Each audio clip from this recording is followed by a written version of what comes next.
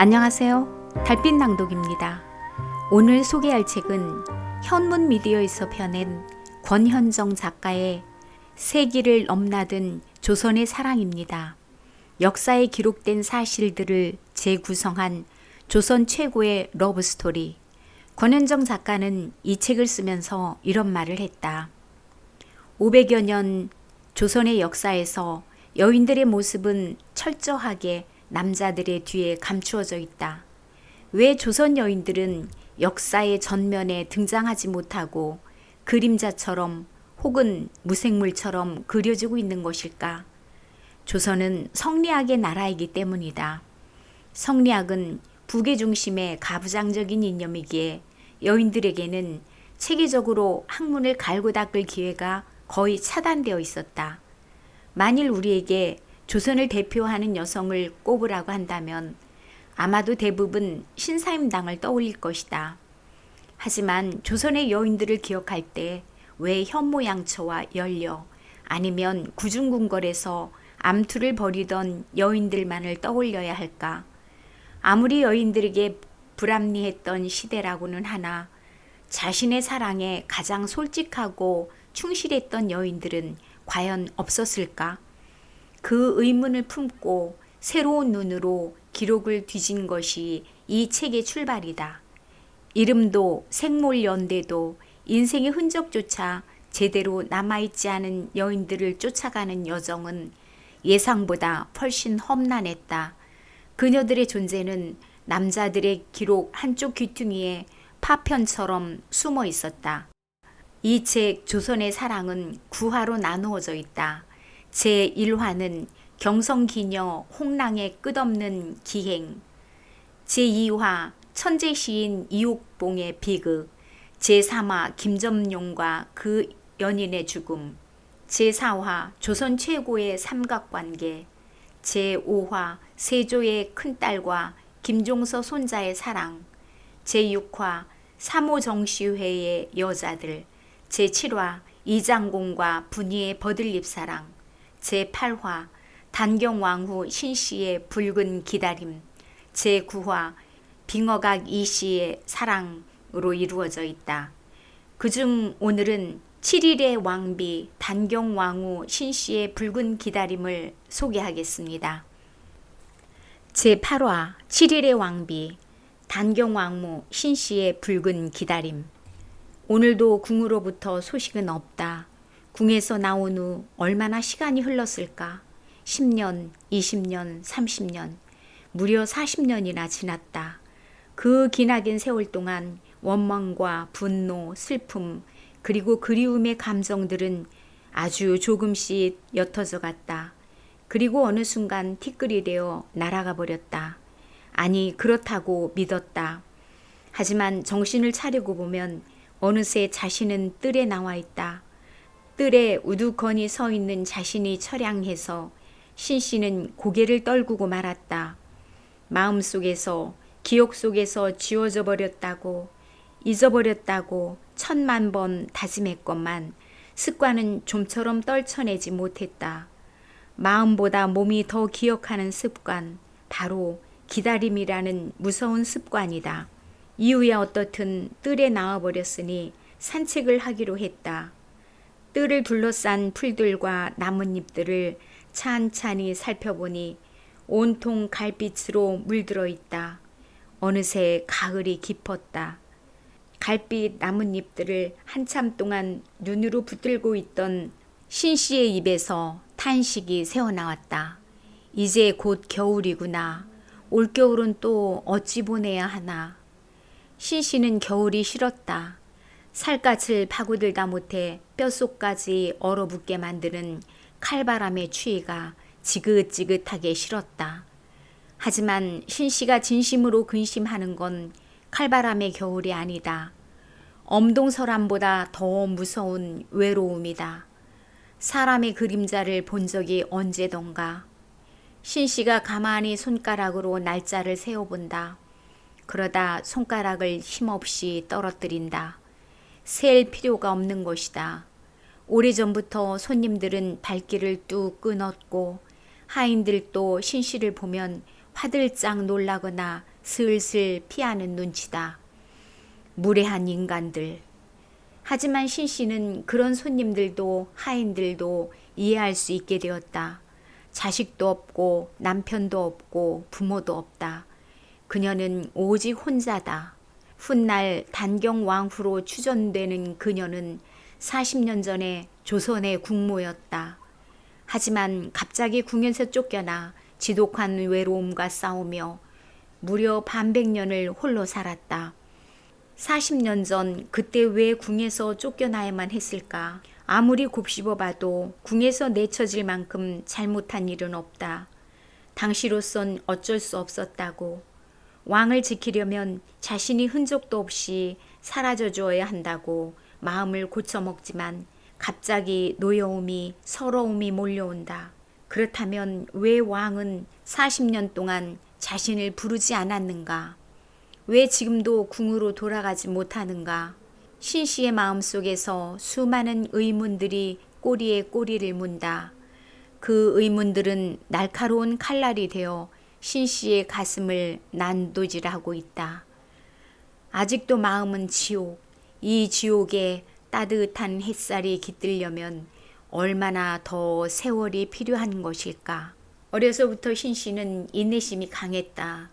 열이 펄펄 끓어도 혼자 누워 열이 내리기를 기다렸으며 방에서 나오다 문지방에 걸려 마당으로 굴러 떨어져도 혼자서 아픔을 사겼다. 자신의 일로 다른 사람들에게 피해를 주거나 걱정을 끼치는 걸 끔찍하게 싫어했다. 무엇이든 혼자서 생각하고 판단하는 속 깊은 아이였다. 신씨가 13살이 되자 아버지가 혼인 날짜를 받아왔다. 상대는 진성대군. 진성대군이라는 이름을 듣자마자 신씨의 가슴이 철렁 내려앉았다. 진성대군이라면 목숨이 언제 끊어질지 모르는 불운의 사내가 아니던가. 그런데도 신씨는 아버지를 거역하지 못했다.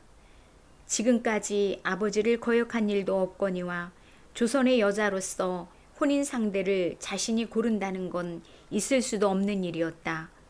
다행히 진성대군은 욕심이 없고 천성이 고운 사람이라니 조금은 마음이 놓였다. 신씨의 아버지는 이조판서 신수군. 신수군은 자신의 누이를 지금의 왕과 혼인시켜 연산군과는 처남 사이가 됐다.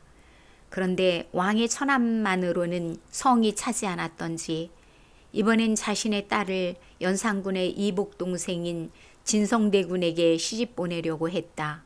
두 사람의 혼인이 정해지자 주변에서는 정략 혼인이라고 수군거렸다. 이미 당대 최고의 세력가이면서도 누이와 딸을 왕과 왕의 동생에게 혼인시켜 무소불위의 권력을 휘두르려 한다고 사람들은 그를 비아냥거렸다. 하지만 신씨와 진성대군의 혼인은 신수군의 욕심에서 나온 일만은 아니었다. 궁의 제일 큰 어른이자 진성대군의 생모인 자순대비가 신수군에게 힘을 실어주었다.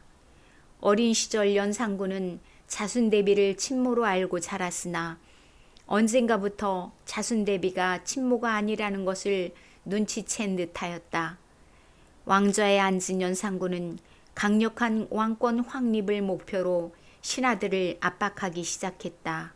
1498년 무오사화를 계기로 연산군이 극악무도함을 드러내자 자순대비는 뜬 눈으로 밤을 지새운 일이 많아졌다. 연산군의 포악함이 언제 어떻게 진성대군에게 미칠지 모르기 때문이었다. 풍전등화와 다름없는 아들의 목숨을 구하려면 연산군의 처남인 신수군의 딸과 혼인을 시키는 일밖에 없다고 판단한 것이다. 이런 상황에서 신씨와 진성대군은 혼인을 했다. 신씨가 13살, 진성대군은 신씨보다 1살 어린 12살이었다. 불안한 시절이었으나 어린 신부와 어린 신랑은 첫날 밤 백년해로를 맹세했다. 부부가 된 신씨와 진성대군은 애틋하고 눈물겨운 사랑을 나누었다. 그도 그럴 것이 진성대군에게는 늘 죽음의 그림자가 따라다녔기 때문이다. 진성대군은 언제 형의 손에 죽게 될지 모른다는 불안에 쫓기면서 살았고 신씨는 그런 남편을 안타깝게 지켜봐야 했다. 연산군은 호시탐탐 진성대군의 목숨을 가지고 장난을 했다. 어느 날 연산군이 산에서 사냥을 할 때였다. 일부러 진성대군을 불러 함께 사냥길을 떠났는데 연산군이 엉뚱하게 내기를 하자고 제안했다. 아우야, 재밌는 내기 한 가지 하지 않으련? 무슨 내기를? 내 말을 감히 거역하겠다는 말이냐? 아닙니다. 형님 뜻대로 하십시오. 연산군의 얼굴에 서린 잔인한 웃음을 보고 진성대군은 심장이 터질 듯 다른박질치고 온몸에 식은땀이 줄줄 흘렀다. 내기를 하자고 제안한 것이 아니라 협박이었다. 지금부터 나는 흥인문을 향해 출발할 테니 너는 숭례문을 향해 출발하거라. 누가 빠른지 한번 견주어 보자. 만약 내가 나보다 늦게 궁에 도착한다면 너희 죄를 엄히 물어 처벌할 거야. 예. 진성대군은 간신히 대답을 하였다. 형의 말은 조선에서 가장 빠르다고 소문난 명마다. 평범한 자신의 말이 형의 말보다 앞서 달리는 건 도저히 불가능했다. 내기를 빌미로 함정에 몰아넣으려는 계략이 틀림없었다.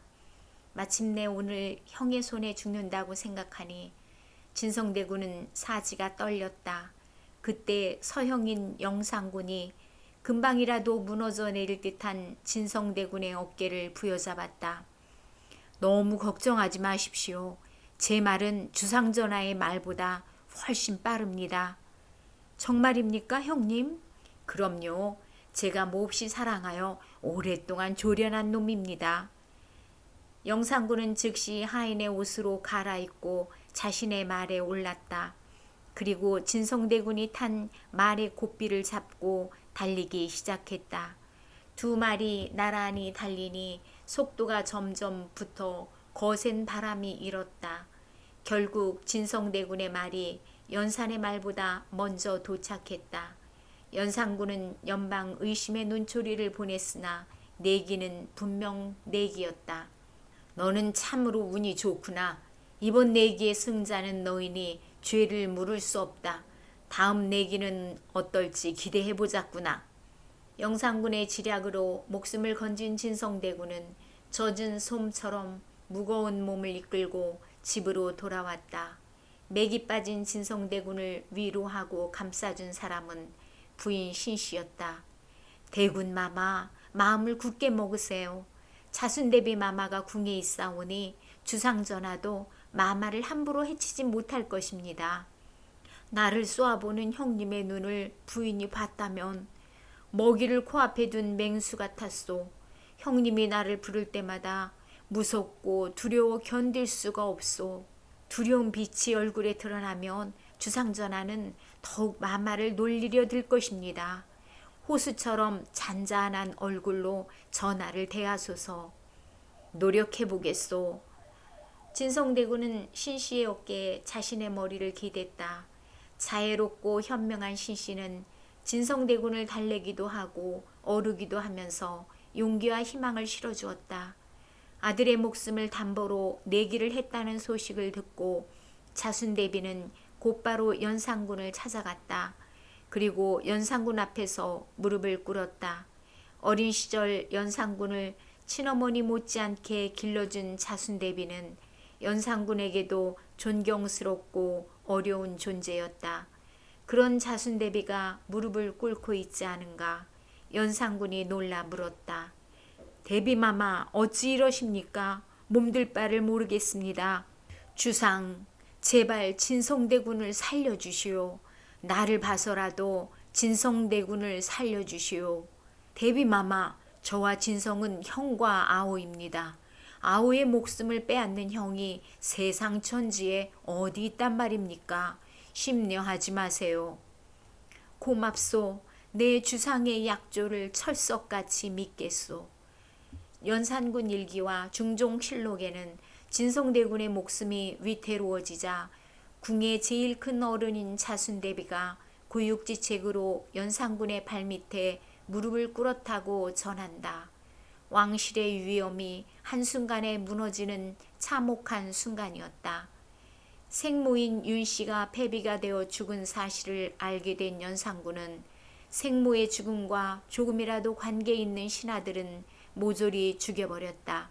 그런 후에도 자신의 잘못을 지적하는 신하들은 유배를 보내거나 살려두지 않았다. 조선시대에 언론의 역할을 했던 사관원을 없애버리고 당시 학문의 전당이라고 할 수 있는 성균관을 폐지하여 자신의 유흥장으로 만들었다. 왕의 학정이 날이 갈수록 포악해지자 한글로 된 투서가 날아들기 시작했는데 연산은 백성이 언문을 이용하여 왕을 욕되게 한다면서 훈민정음 사용을 금지하고 언문 구결 등 한글 관계서적을 불태웠다. 연산군의 폭정이 노골화될수록 진성대군은 목숨의 위협을 느껴야 했다. 1506년 진성대군과 혼인한 지 7년째 되던 해 신씨는 20살, 진성대군은 19살이 되었다. 7년 세월 동안 두 사람의 돈독한 정은 변함이 없었다. 불안한 하루하루를 사랑으로 지켜나가던 신씨와 진성대군에게 1506년은 그야말로 경랑의 해였다. 연산군의 횡포가 날로 심해지자 박원종과 유순정, 성희안 등이 연산군을 패하고 진성대군을 왕으로 세우려는 계획을 세웠다. 왜 연산군의 대안이 진성대군이었을까? 반정 세력에게 거사의 명분을 세우기에 가장 적합한 인물이 성종의 적자인 진성대군이었기 때문이다. 조정의 신하들을 은밀하게 규합하고 있던 반정 세력에게는 반드시 포섭해야 할 인물이 있었다. 당시 최고의 세력가 신수군이었다. 새롭게 옹립할 진성대군의 장인이자 폐위해야 마땅할 연산군의 처남. 신수군은 참으로 아이러니한 존재였다. 거사를 앞두고 반정 세력의 핵심인 박원종이 신수군을 찾아갔다. 누이와 딸 중에 누가 더 중요합니까? 신수군에게 천근 만근의 무게로 다가왔다.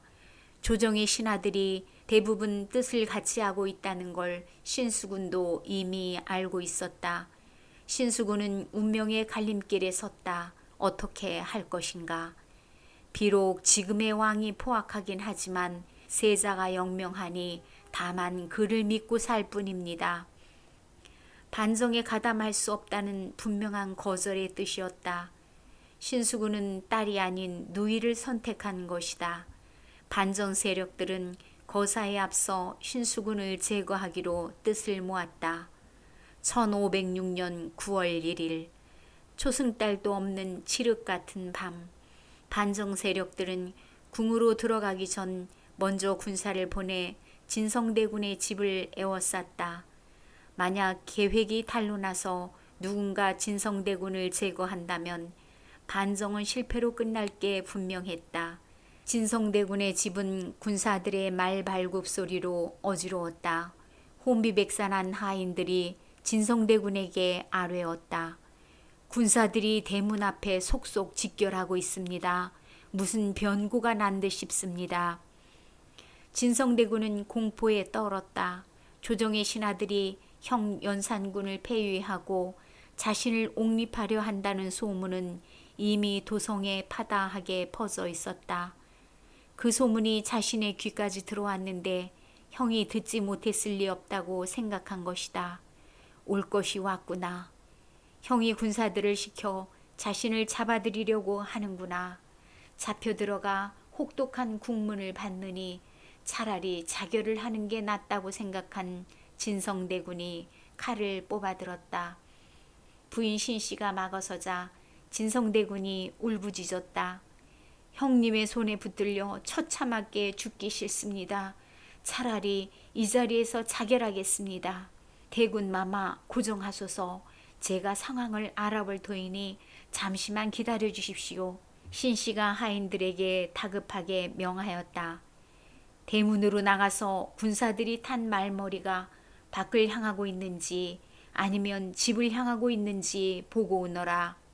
잠시 후에 나타난 하인이 군사들의 말머리가 밖을 향하고 있다고 아뢰자 부인 신씨가 진성대군을 달래며 차분하게 말했다.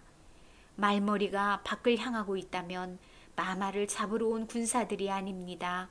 마마를 호위하려고 온 군사들이 틀림없습니다. 그제야 진성대군이 칼을 거두었다. 다급한 순간일수록 지혜가 빛나는 참으로 영특한 부인이었다. 신수군을 제거한 반정 세력은 손쉽게 궁을 장악했다. 워낙 인심을 잃은 연산군이었기에 그를 도우려는 세력은 없었다. 반정 세력이 궁으로 들어갔을 때 신하들과 군졸들은 연산군을 보호하기는커녕 도망가기에 바빴다. 순식간에 궁은 텅 비었고 연산군은 곧바로 연금되었다. 반정 세력은 궁의 가장 큰 어르신인 자순대비를 찾아갔다. 그리고 연산을 패하고 진성대군이 왕위를 잇도록 교지를 내려달라고 간언했다. 자순대비는 몇 번이나 반정 세력의 청을 거절하다가 결단을 내렸다. 연산군을 왕자의 신분으로 강등시켜 강화도 교동에 안치시키고 진성대군을 새로운 왕으로 추대하도록 허락한 것이다. 1506년 9월 2일 날이 밝자 반정 세력은 진성대군과 부인 신씨를 경복궁으로 모셔갔다. 그렇게 진성대군은 중종이 되었고 부인 신씨 또한 중종의 왕비가 되었다. 궁에서 보낸 첫날 밤 느닷없이 왕과 왕비가 된 중종과 신씨가 마주 앉았다. 중종에게는 기적의 하루였지만 신씨에게는 비극의 하루이기도 했다. 하루아침에 남편은 왕이 되었고 또 하루아침에 아버지를 여의었던 것이다. 부인, 장인의 일은 뭐라고 위로해야 할지 모르겠소. 아닙니다. 마마가 군왕이 되셨으니 그 일은 신경 쓰지 마소서. 오늘은 마땅히 기뻐해야 할 날이지요. 신씨는 아버지를 잃은 아픔을 내색하지 않았다.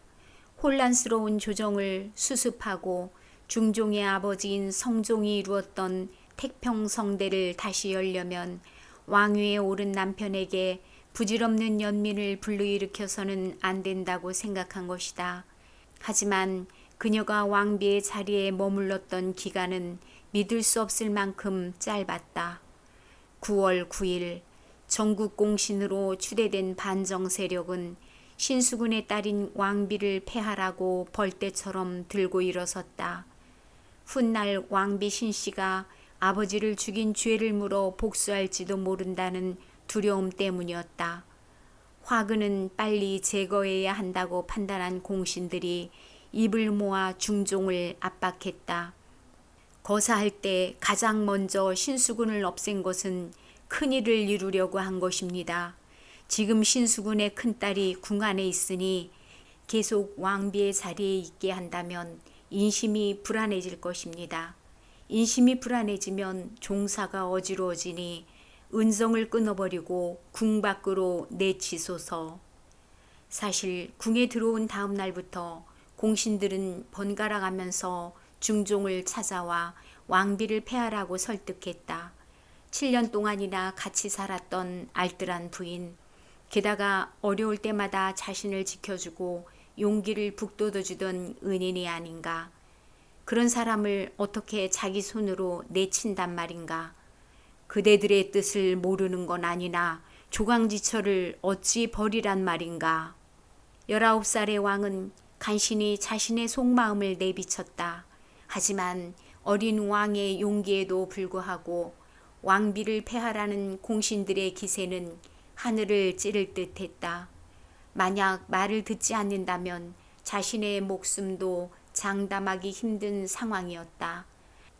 종사의 대계로 볼 때 왕비를 폐하는 것은 어쩔 수 없는 일이옵니다. 주저하지 마시고 곧바로 결단하소서. 공신들은 중종을 윽박질렀다. 어린 왕은 공신들의 말을 더 이상 반박하지 못했다. 일단은 살아야 했다. 그리고 힘을 키워야 했다. 그래서 훗날 왕비를 다시 데려오리라. 명을 내리는 중종의 눈가에 이슬이 맺혔다. 종사가 너무나도 중하니 어찌 사사로운 정만을 생각할 수 있겠는가. 공신들의 말대로 왕비를 궁 밖으로 내치거라. 왕의 명이 떨어지자 지체 없이 어명을 전하고는 왕비를 당장에 궁 밖으로 쫓아냈다. 궁을 나가라는 말을 듣고 왕비는 왕을 만나고 싶다고 했으나 단박에 거절당했다. 9일 초저녁 왕비는 가마를 타고 경복궁 건춘문을 빠져나갔다. 가마 속의 왕비는 숨죽여 흐느꼈고 그녀의 눈물은 강이 되어 흘렀다. 왕비의 가마는 하성위 정현조의 집으로 향했다. 인왕산 근처에 자리한 정현조의 집이 신씨의 새로운 거처였다.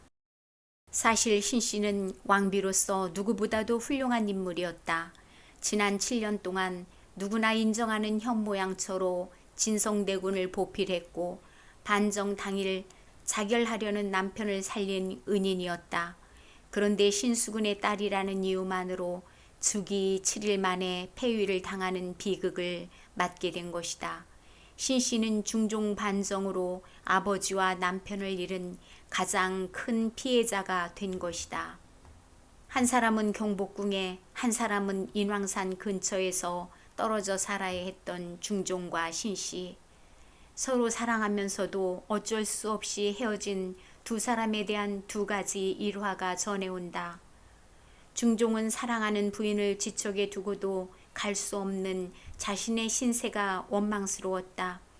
그래서 틈만 나면 경회루에 올라 인왕산 아래에 있는 정현주의 집을 바라보곤 하였다.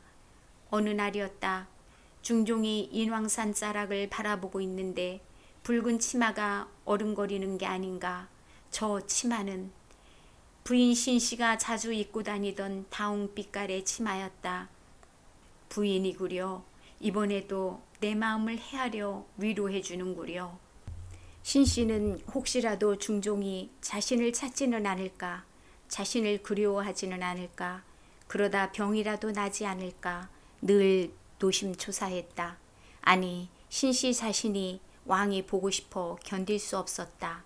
그래서 그리움이 사무칠 때마다 인왕산에 올라 경복궁을 내려다보면서 붉은 치마를 바위 위에 올려두었던 것이다. 중종은 바위에 걸린 신씨의 치마를 보고 아내에 대한 그리움을 달랬고 신씨는 치마를 올려놓아 안부를 물었다. 중종이 명나라 사신을 맞이하러 간 날이었다. 사신이 묵고 있는 숙소인 모화관으로 향하는데 그 길 중간에 정현조의 집이 있었다. 정현조의 집을 한참 동안 바라보던 중종이 은밀하게 내관을 불러 자신이 타고 있던 말을 딸려 보냈다. 반정 공신들의 눈을 피해서 부인 신씨에게 안부를 전한 것이다. 내관에게 상황을 전해들은 신씨가 손수 말죽을 쏘어 정성스럽게 말에게 먹인 후 돌려보냈다고 한다. 어마를 보낸 왕은 부인을 잊지 않고 있다는 표시를 한 것이고 직접 죽을 쏘어 말에게 먹인 부인은 남편에 대한 변함없는 사랑을 전한 것이다. 하지만 실록의 기록은 조금 다르다. 왕비 신씨를 패한 후 공신들은 새로운 계획을 착착 진행하고 있었다. 중궁 책봉을 서두르기 시작한 것이다. 예조판서 송일과 참판 정광세가 중종에게 간청하였다. 신씨가 이미 궁 밖에 나갔으니 처녀를 간택하여 내직을 갖추어야 하고 중궁을 책봉해야 합니다. 서두르소서. 자신의 힘으로는 아무것도 할 수 없는 어린 왕. 자포자기한 중종은 힘없이 말하였다. 모두 알아서 하시오. 중궁 책봉 또한 일사천리로 진행되어 중종의 후궁으로 들어온 수의 윤씨가 반정 이듬해 왕비로 책봉되었으니 그녀가 바로 장경왕후다. 새로운 왕비가 탄생했다는 말을 들은 신씨는 절망했다. 기다림이 훨씬 길어질지도 모른다는 불길한 예감. 아니, 어쩌면 기다림의 대가는 허망함 그 자체에 이른지도 몰랐다. 하지만 신씨는 누구보다도 인내심이 강한 사람이었다. 기다림을 쉽게 포기할 사람이 아니었다. 그렇게 1년, 2년, 3년, 10년의 세월이 흘렀다. 중종의 첫 번째 부인 신씨도 아들을 낳지 못했지만 두 번째 부인 장경왕후 또한 10년 가까이 아들을 낳지 못했다. 드디어 1515년 고대하던 원자가 태어났는데 장경왕후는 산후병으로 고생하다가 원자를 낳은 지 엿새 만에 사망했다. 장경왕후가 죽자 왕비의 빈자리를 둘러싸고 의견이 분분했다. 그때였다. 10년 전 억울하게 폐위된 신씨를 복원시켜야 한다는 의견이 나왔다. 마침 국정을 좌지우지하던 공신들이 대부분 세상을 떠났고 그 공백을 조광조를 비롯한 살인파들이 채우고 있었다. 신씨가 다시 궁으로 들어갈 수 있는 절호의 기회가 온 것이다. 담양부사 박상과 순창 군수 김정이 패배한 신씨를 복원시켜야 한다는 상소를 올렸다. 훗날 영조가 그리 느멈하고 장엄하다고 칭찬을 아끼지 않았던 상소다. 역경에 이르기를 하늘과 땅이 있은 뒤에 만물이 있고 만물이 있은 뒤에 남녀가 있고 남녀가 있은 뒤에 부부가 있고 부부가 있은 뒤에 부자가 있고 부자가 있은 뒤에 군신이 있고 군신이 있은 뒤에 상하가 있고 상하가 있은 뒤에 예의를 시행할 수 있다고 하였습니다. 삼가 보건대 옛 왕비 신씨가 폐위를 당해 밖에 있은 지 거의 10년이 됩니다. 신등은 연유를 상세히는 모르겠으나 무슨 큰 까닭으로 무슨 명분으로 이런 비상한 놀라운 일을 하였는지 모르겠습니다. 대저 임금이 대통을 계승하고 왕위에 오르면 먼저 부부의 도리를 바르게 하여 천지와 같게 해서 안으로는 음교를 다스리고 밖으로는 양덕을 다스려 묘사 신기를 나란히 주재하여야 하는 것입니다. 옛말에 이르기를 빈천할 때 사귄 벗은 잊어서는 안 되고 조강지천은 버리지 않는다고 하였는데 신씨가 대저에서 술과 장을 담그고 쇠소를 받든지 무릇 몇 해였습니까? 생사 별리를 서로 믿었고 혼조의 비바람을 함께 맛보았는데 하루아침에 임금이 구호에 오르고 천승을 소유하게 되자 신씨를 헌신버리듯 하여 높고 낮음의 처지를 달리하여 버렸으니 마치 하나는 하늘에 오른 듯하고 하나는 깊은 연못에 빠진 듯합니다. 신씨를 폐위시킨 일은 하늘의 도리를 거스른 일이니 하루빨리 왕비의 자리를 찾게 해야 한다는 강력한 주장이었다.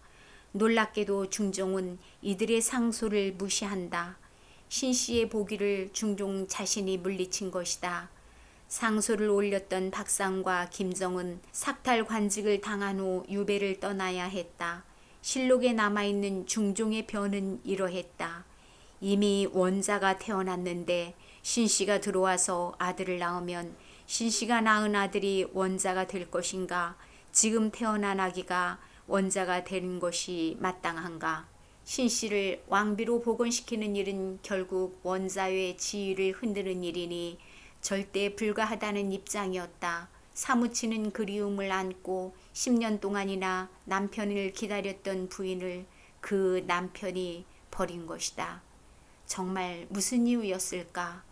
왕이라는 최고의 권자에 앉은 중종에게 신씨는 이미 잊혀진 옛 여인이었던 것일까? 아니면 실록의 기록대로 막 태어난 원자를 지키고 싶은 아비의 부정 때문이었을까? 어찌든 조정을 흔들었던 신씨의 보기 문제는 중종의 반대로 물거품이 되었다. 그리고 또다시 10여 년의 세월이 흘렀다. 42세가 된 중종이 어명을 내렸다. 폐위된 신씨를 지키는 수직 군사를 6명으로 늘리라는 명이었다. 그동안 수직 군사를 4명만 두었는데 매우 부족하다고 한다. 근일 도둑이 출입한 일까지 있었다고 하니 수직 군사를 6명으로 늘려서 안전하게 지키도록 하라. 20여 년 동안 궁 밖에 버려둔 조강지처에게 죄책감이 들었던 것일까? 중종은 너무나도 뒤늦게 작은 아량을 베푼다. 민간에서 인왕산 치마바위 전설과 어마의 전설이 전해져 왔지만 신씨가 궁에서 쫓겨난 후 중종과 신씨가 다시 만났다는 확실한 기록은 찾아볼 수 없다. 7일간의 왕비였던 신씨가 몰락한 양반으로 혼자 산 세월이 무려 40년이 흘렀다. 그리고 마침내 중종 39년 1544년 58세의 중종이 병환으로 자리에 눕는다. 기록에 의하면 1544년 11월 13일 중종은 매우 위독하였고 14일 오후부터는 혼수 상태에 빠져들었다. 그런데 15일 누군가의 명으로 통화문이 종일 열려 있었다고 한다. 그리고 궁 밖에 누군가가 통화문을 통해 궁으로 들어가 중종을 아련했다고 한다. 이를 두고 사람들은 중종이 마지막으로 패비 신씨를 보고 싶어 했고 신씨가 40년 만에 궁에 들어가 중종을 만났다는 이야기가 돌았다. 사할 이수천이 정원에 말하였다. 임내하는 궁인이 있어 통화문을 시간이 지나도록 열어놓았기에 들어온 사람이 누구냐고 물었더니 모른다고 했는데 들으니 상이 임종씨의 패비 신씨를 보고 싶어 했기 때문에 입회한 것이라고 했습니다. 11월 15일 결국 중종이 죽었다. 소문처럼 신씨는 40년 만에 중종을 만났던 것일까? 만났다면 그녀는 죽어가는 남편을 용서했을까? 아니면 증오했을까? 당사자인 신씨와 중종만이 알 일이다. 중종이 죽은 후 신씨는 13년을 더 살았다.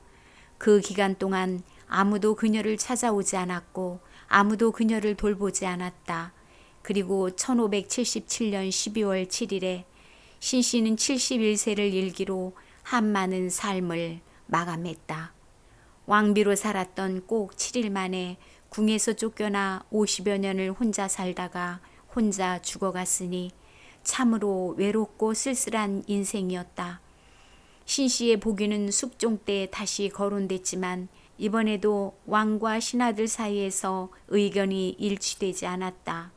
하지만 그때야 비로소 신씨를 위해 사당을 만들고 제를 올리는 일이 시작됐다. 신씨가 단경왕으로 복위된 것은 영조 15년 1739년 때였다. 그리고 단경왕후가 묻힌 능에는 온능이라는 능호가 내려졌다.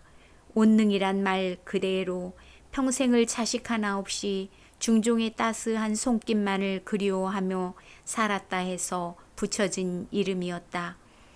7일의 왕비 신씨는 조선시대 가장 짧은 기간을 왕비 자리에 있었던 비운의 여자였다. 인왕산 붉은 치마의 전설은 신씨의 심장에 절절히 맺힌 붉은 그리움의 와전인지도 모른다. 여러분, 지하 위인 중종을 기다리다 외롭게 생을 마감한 단경왕후 신씨의 그 외로움, 기다림, 실망, 배신감을 느껴보셨나요? 단경왕후 신씨의 무덤인 온능은 경기도 양주시 장흥면 호국로 255-41 일영리에 위치해 있습니다. 남은 시간도 행복하세요. 구독, 좋아요, 알림 설정으로 관심을 표현해 주세요. 달빛 낭독입니다.